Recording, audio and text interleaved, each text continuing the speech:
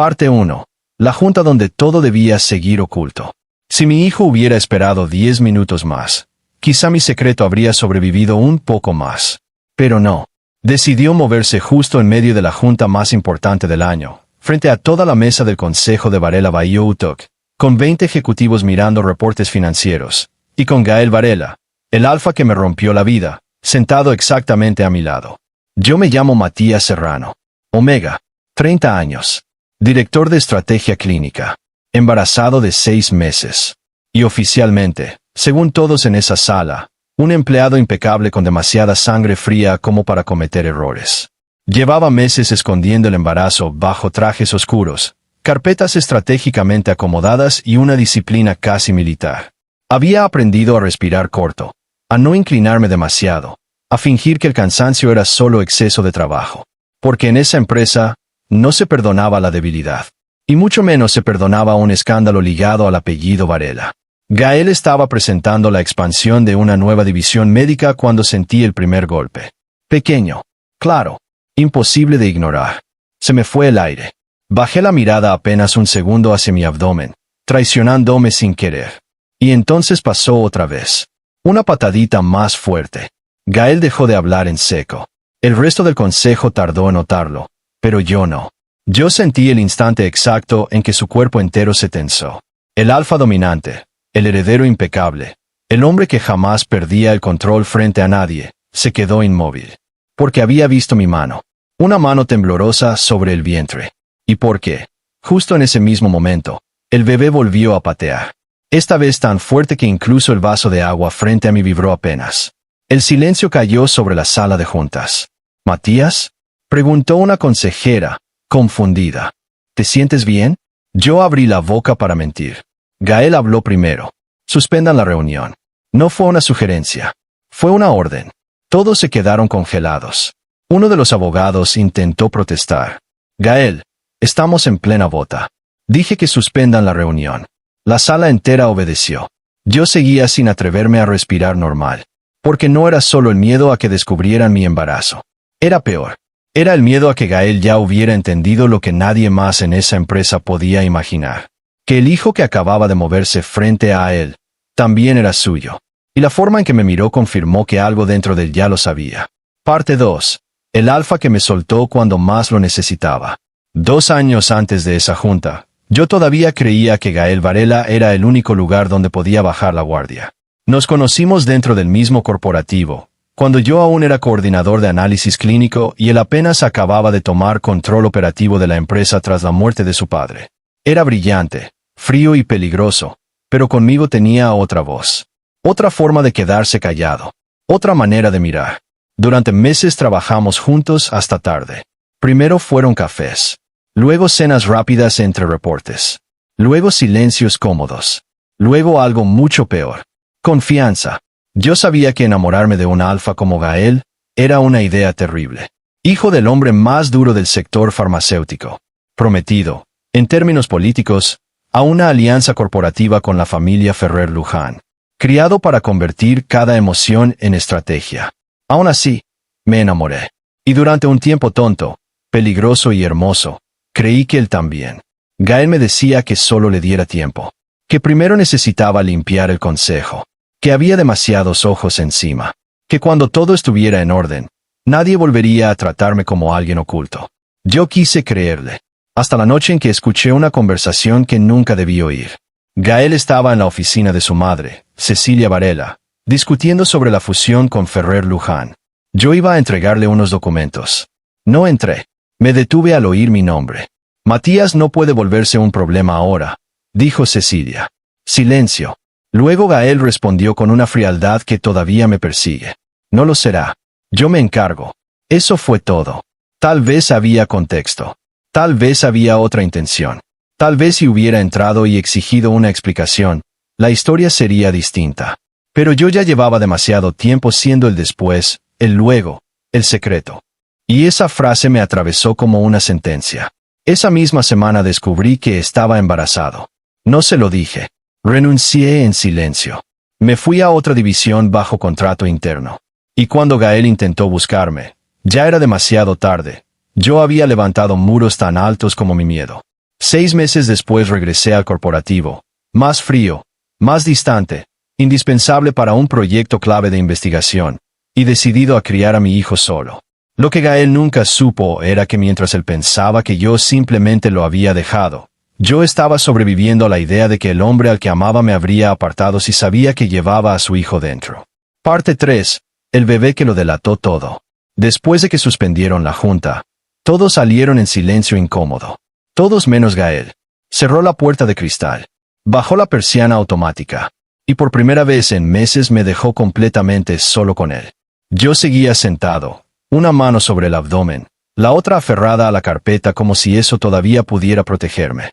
Gael no se acercó de inmediato. Eso me asustó más. ¿De cuánto estás?, preguntó al fin. Directo. Sin rodeos. Sin fingir que no lo había visto. Yo levanté la barbilla. No es asunto tuyo. Su mandíbula se tensó. Matías. No. No me hables como si todavía tuvieras derecho a usar ese tono conmigo. Un silencio duro llenó la sala. Gael dio un paso al frente. Vi cómo te tocaste el vientre. Vi tu respiración. Y sentí el cambio en tu aroma en cuanto pasó. Cerré los ojos un segundo. Claro que lo había sentido. Los alfas con vínculo previo detectaban cambios que otros no podían explicar. Por eso había tomado bloqueadores suaves. Por eso evitaba pasar demasiado tiempo cerca. Por eso controlaba hasta la forma en que inhalaba en espacios cerrados. Pero mi hijo acababa de patear justo a su lado. Y el cuerpo había hablado antes que yo. No te debo explicaciones, dije en voz baja.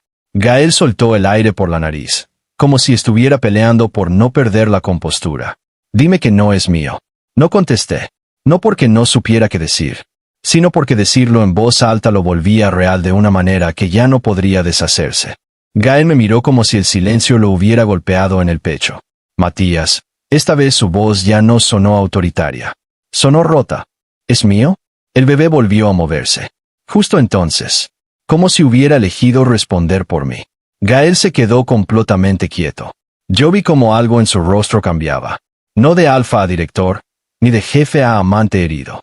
De hombre seguro, a padre que acaba de entender que se perdió medio camino sin saberlo. Dios, susurró. Di un paso hacia atrás en cuanto me puse de pie. No te acerques. Eso lo frenó. Nos quedamos así, respirando mal, con demasiados meses de silencio entre los dos y un hijo que acababa de derrumbar la mentira mejor construida de mi vida. Parte 4. La verdad que no quise oír en ese momento. Gael cerró los ojos y se pasó una mano por el rostro. Era la primera vez que lo veía descompuesto de verdad. ¿Por qué no me dijiste nada? Me reí. No porque fuera gracioso. Porque a veces el dolor sale con forma de risa para no salir llorando. ¿De verdad quieres preguntarme eso a mí? Sí. Perfecto, respondí, sintiendo la voz temblar pese a todo. Porque la última vez que confié en ti, escuché cómo le decías a tu madre que te ibas a encargar de que yo no me volviera un problema. Gael frunció el ceño. No a la defensiva. Confundido. ¿Cuándo escuchaste eso? Le dije la fecha, el lugar, la oficina. Y algo se acomodó en su expresión con un horror lento.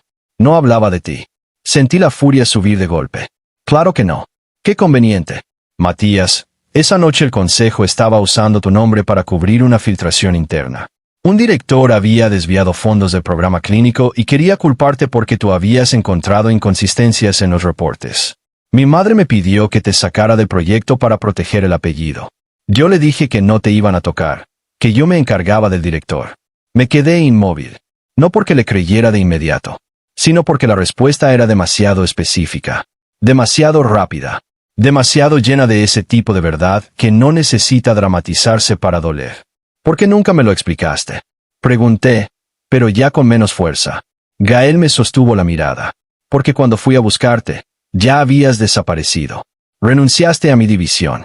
Bloqueaste todos los canales personales. Y después volviste al corporativo meses más tarde tratándome como si fuera un extraño. Eso también era verdad. Y por eso dolía más.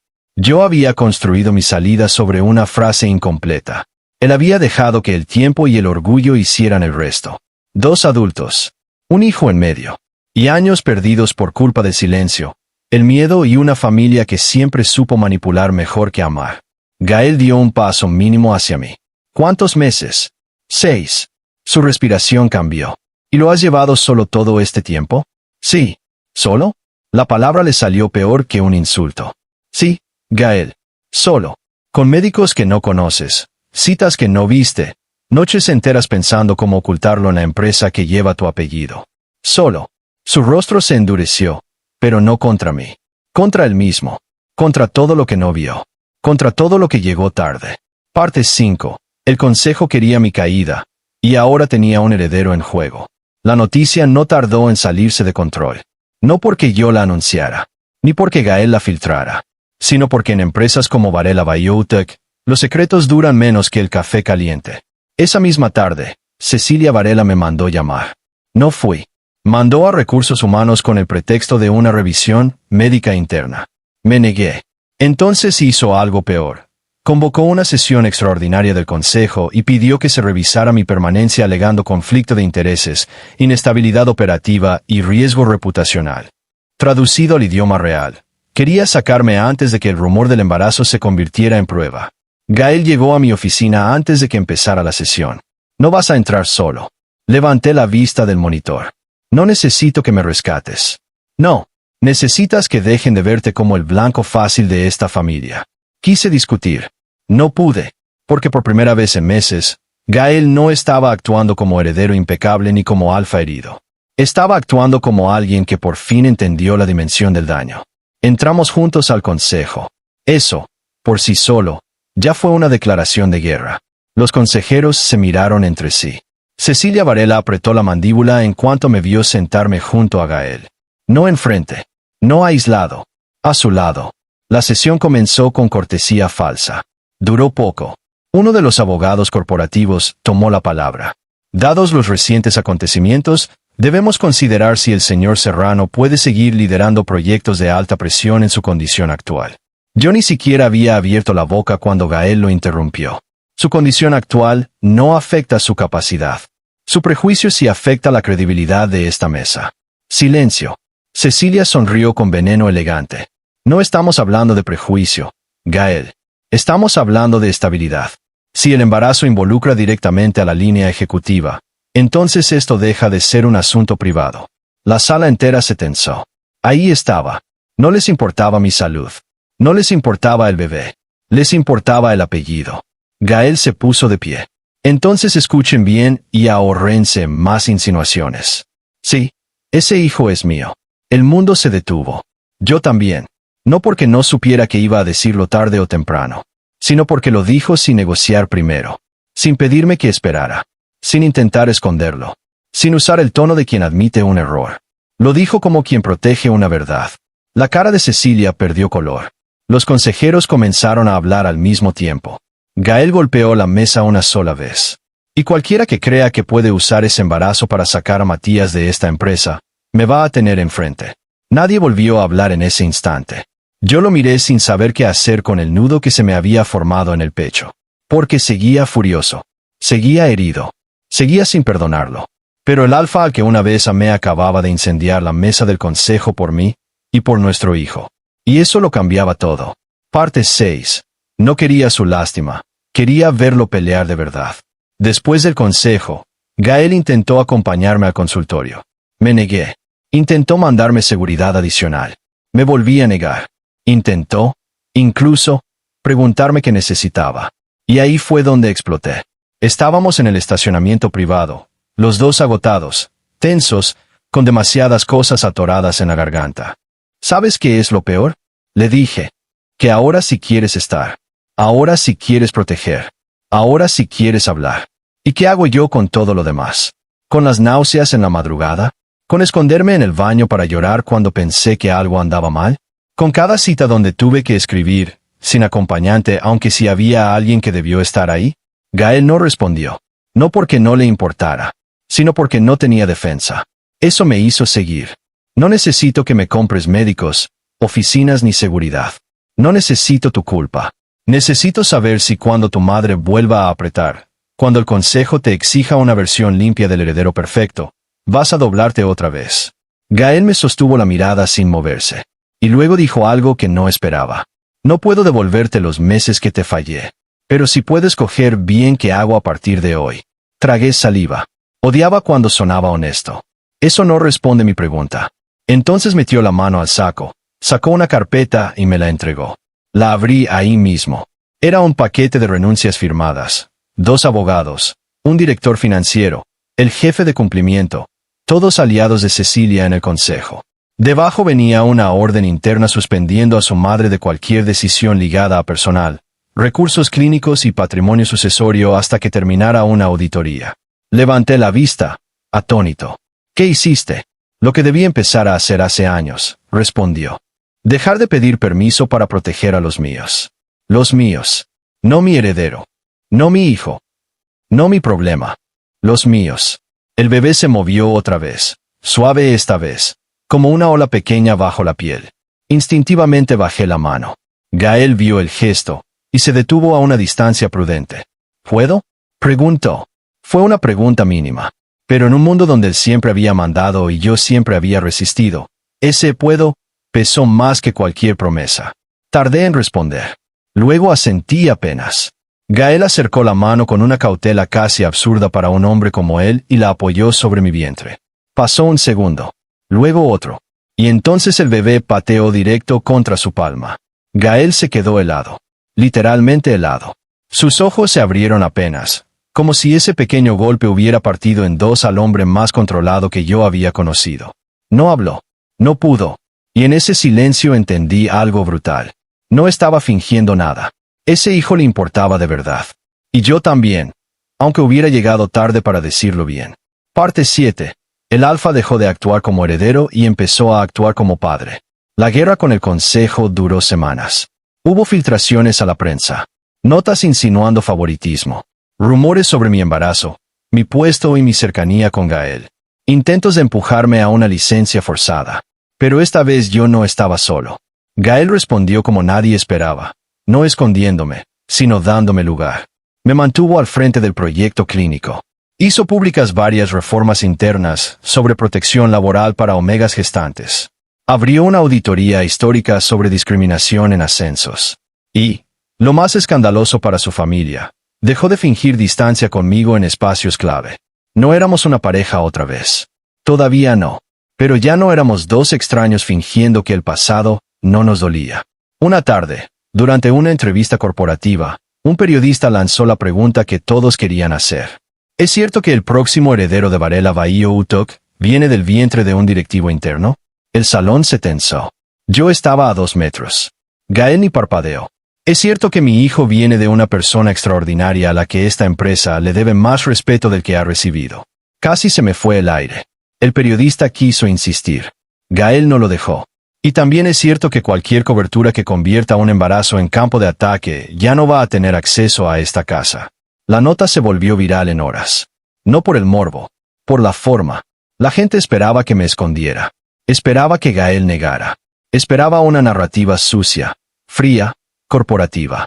En lugar de eso, vieron a un alfa poderoso colocar límites públicos por mí y por el bebé. Eso no arregló el pasado, pero empezó a construir algo que yo no me había permitido imaginar. Un futuro donde mi hijo no tuviera que existir como secreto. Parte 8. El bebé pateó en la junta y cambió nuestras vidas. Meses después, el mismo consejo que quiso sacarme me vio entrar al edificio sin bajar la cabeza. Ya no escondía el embarazo. Ya no cargaba carpetas frente al vientre. Ya no fingía que el cansancio era otra cosa. Y Gael ya no se sentaba casualmente a mi lado. Se sentaba ahí porque quería. Porque podía. Porque por fin había entendido que el amor sin elección no sirve de nada. Y la familia sin valentía tampoco. El día antes de mi licencia médica, tuvimos una última reunión breve del consejo. Esta vez nadie hizo comentarios. Nadie sugirió reemplazarme. Nadie se atrevió a usar ese tono condescendiente que antes parecía normal. Yo expuse los avances del programa clínico, cerré la carpeta y me dispuse a levantarme. Entonces el bebé pateó otra vez. Fuerte, tan fuerte que me reí sin querer. Toda la sala escuchó el pequeño golpecito contra la mesa cuando mi mano bajó por reflejo. Gael volteó de inmediato.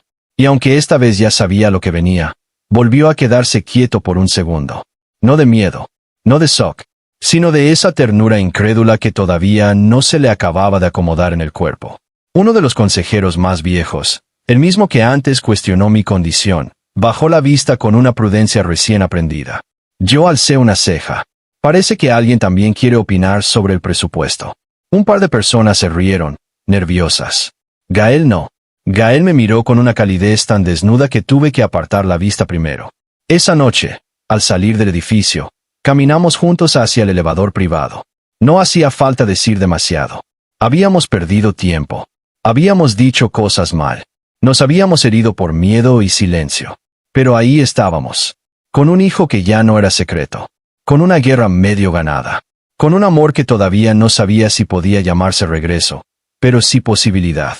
Antes de que se cerraran las puertas del elevador, Gael me detuvo con suavidad. Matías. Lo miré. Su voz salió baja, seria, real. La primera vez que nuestro bebé pateó, me quedé helado porque entendí todo lo que me perdí. La segunda vez, me quedé helado porque todavía no me acostumbro a que, a pesar de todo, sigas aquí. Sentí el pecho apretarse. No sigo aquí por ti solamente, dije. Gael asintió. Lo sé. Sigues aquí por ti. Por él. Y porque eres más fuerte que todos nosotros. Por un segundo, solo lo miré. Luego tomé su mano y la puse otra vez sobre mi vientre, donde nuestro hijo se movía lento, tranquilo, como si ya reconociera esa presencia. Entonces aprende rápido, murmuré. Porque cuando nazca, ya no te va a dar tiempo de quedarte congelado. Gael soltó una risa baja, incrédula, preciosa en su rareza. Y así terminó la historia que el consejo jamás pudo controlar. No fue una fusión. No fue una herencia. No fue una estrategia corporativa. Fue un bebé pateando en medio de una junta, y un alfa entendiendo, demasiado tarde pero por fin de verdad, que hay vidas que no se dirigen como una empresa. Se sostienen, se cuidan, y si tienes suerte, te dejan volver a entrar.